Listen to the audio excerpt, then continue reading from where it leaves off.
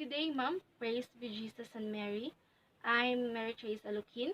I graduated at San Agustin Institute of Technology, and today I will discuss about the barriers to communication. Then, mga ito pag consideration, ma'am, because ang among HDMI sa mong TV is naguba jud, so di na ko siya makuan sa TV. Then, if iyan na pagkidya po siya maklaro.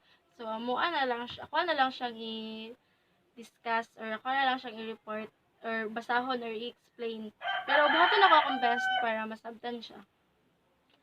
So, what is barriers to communication means? So, communication barriers are the various obstacles and hurdles which arise in between of an effective communication, leading to misunderstandings and misinterpretations by the receiver. So, communication barriers is mo ni siya ang hadlang or babag para masabtan og tarong ang imong ginaistorya or imong ginapahiwatig sa receiver sa imong kastorya.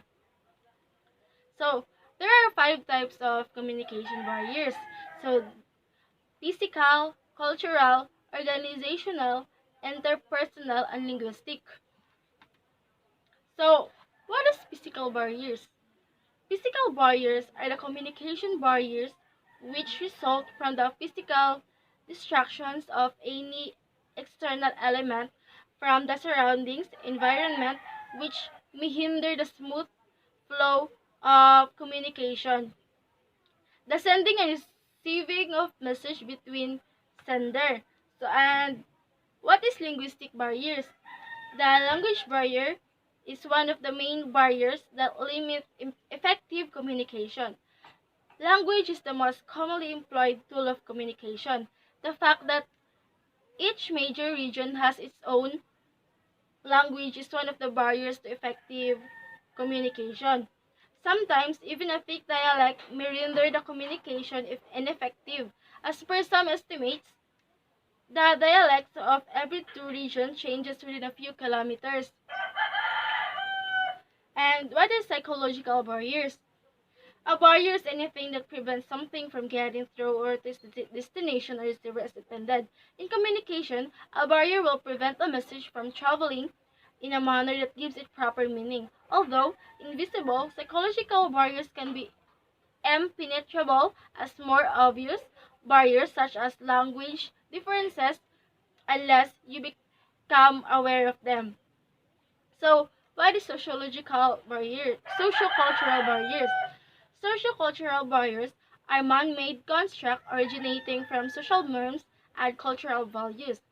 They have mainly an adverse impact on information seeking by restricting access to information sources and giving rise to negative emotion. So today, I will discuss further about the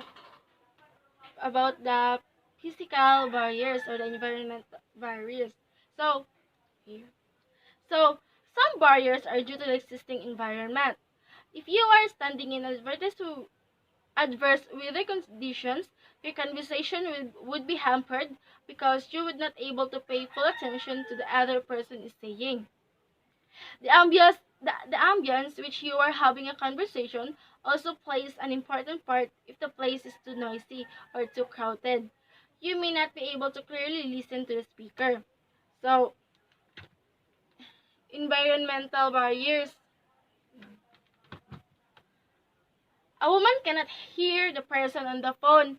So, for example, if you are having a conversation with someone on the roadside, the noise of the passing vehicles can make it difficult for you to concentrate on what you're saying. Apart from interfering in effective listening, similarly, if you're talking to someone in scorching heat, the physical discomfort can easily cause you to be disinterested in the conversation. So, for example, ma'am, for example, nakay katawag din naka sa more crowded kay nga place, naka sa merkado or scan asa diri sa Valencia, nakay tawagan sa nambasa lumbor, basta nasa nga lugar, kaning ang tingog sa kaning imong background, mga noise nga sa sakyanan, sa tao, ma-detect ko siya diretso sa cellphone ko. So, ang imong receiver, murag maglisten siya dungog sa imong gusto iingon sa iya, kay tungod sa saba nga madungog sa imong background. So, muna siya ang environmental nga ano. Then napay distance barrier. Di ko siya maklaro. Distance barrier.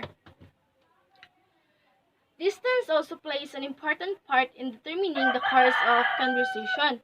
For example, if the staff in the organization are made to sit in different buildings or different floors, they might have to substitute face-to-face communication with phone calls or emails.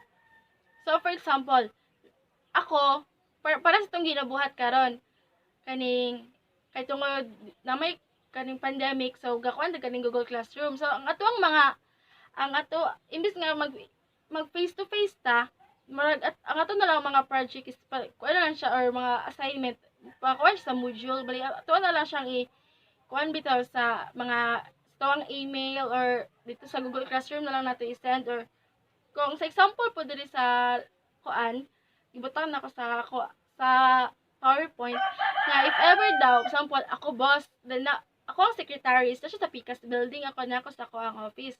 So if na ko'y gusto ipa ipaabot sa iya marag ako na siyang tawagan para makuan ako siya. So nakadepende pod na siya ang barriers pod na niya is kaning nakadepende siya sa signal kung nabay signal ang lugar. So, or mo pod nang isa sa nganong dili ka lapoy uban magud nga dili gid ka kaabot ang message tungod sa signal sa lugar. So ang uban po tanis for example, hinay kay ang wifi bali ma-delay bitaw ang kaning pag-send sa message dili siya diretso tungod ga depende ra pud ka sa wifi or signal sa inyong lugar. So ignorance of medium. Communication also includes using signs and symbols to convey a feeling or thought. However, if there is a lack of ignorance about the medium in which sender is sending the message, the conversation can be hampered. So, if sign language is not captured effectively, there is a problem in communication. So, for example, the use of sign to communicate can be seen in the games like basketball, where players want to have time out and may converse through codes and signs. However, if a member of a team is not acquainted with this sign, it can lead to a lack of communication. So, for example, sa basketball, kaning ang imong kauban nga players kaning time out sa mo siyang time out kini nga sign, then ang uban ang kaning teammates nimo nay wala siya kabalo lang nga time out dahil na so nagdagan-dagan na siya dito.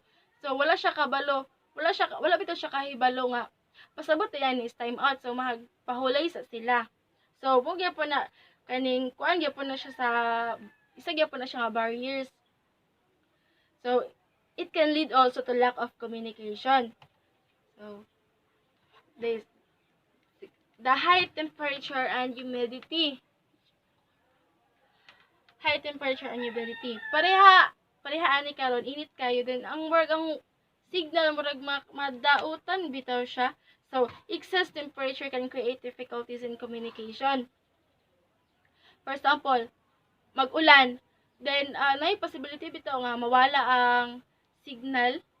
Then kana pong init is murag more siya ma-overheat pud ang insubat tawag maring lagi basta if kung sa mag-ulan pa mawala gid ang internet kitungod mawala ang signal.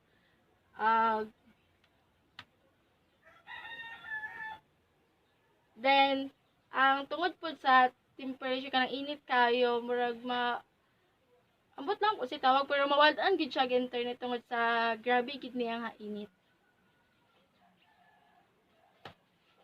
And that's all, ma'am. Kaning ang copy nako na PowerPoint i-send ra Japon nako dito. Sorry kay na gubaan jud mi today and that's all. Thank you.